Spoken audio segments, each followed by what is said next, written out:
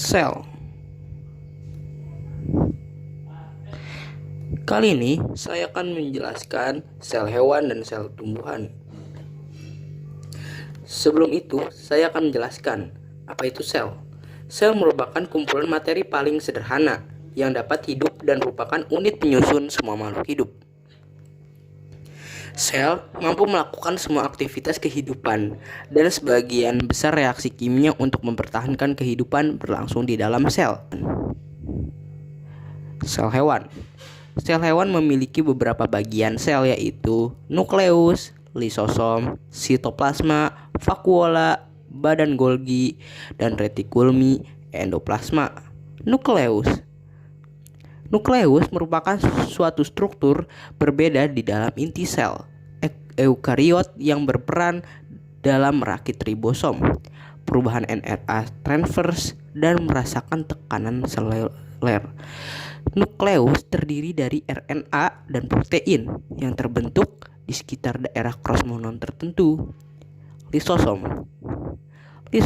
adalah organ di dalam sel yang berfungsi mencerna senyawa seperti karbohidrat dan protein. Untuk menjalankan fungsi tersebut, lisosom membutuhkan enzim tertentu. Jika lisosom kekurangan enzim, senyawa di dalam tubuh akan menumpuk dan menjadi racun. Sitoplasma pada sel hewan merupakan material yang berbentuk seperti gel yang terbuat dari air. Material ini mengandung protein, gula, karbohidrat, asam amino, dan molekul lainnya yang dibutuhkan oleh sel. Beberapa fungsi sitoplasma pada sel hewan sebagai pelarut senyawa dan protein yang terdapat dalam sel.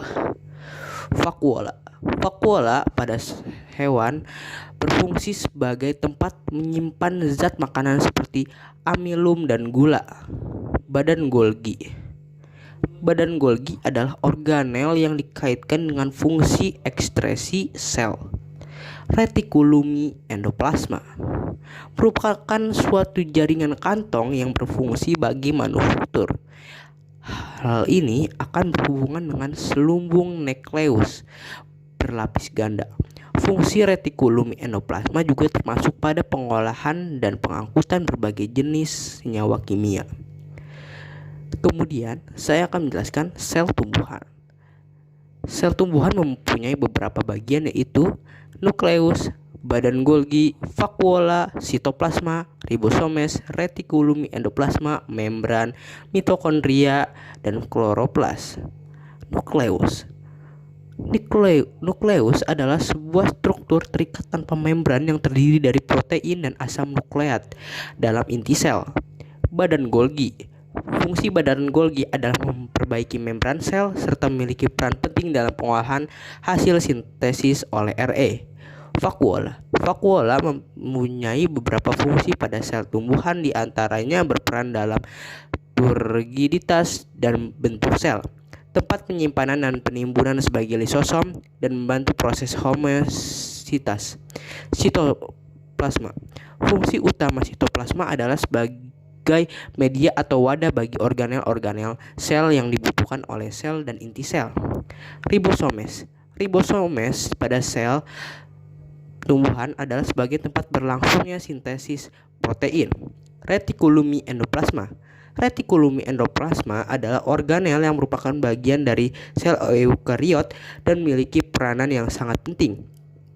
Fungsi retikulum endoplasma adalah memproduksi, memproses, sekaligus sarana transportasi protein, transmembran, dan lipid untuk membran sel, beserta berbagai komponen sel lainnya.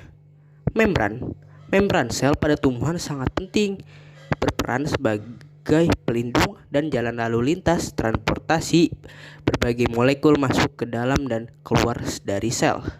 Mitokondria. Fungsi mitokondria itu penting banget untuk sel karena sebagai tempat replikasi seluler, menghasilkan energi atau ATP dan molekul pembawa energi siap pakai. Kloroplas merupakan organ sel yang berfungsi sebagai tempat berlangsungnya proses fotosintesis.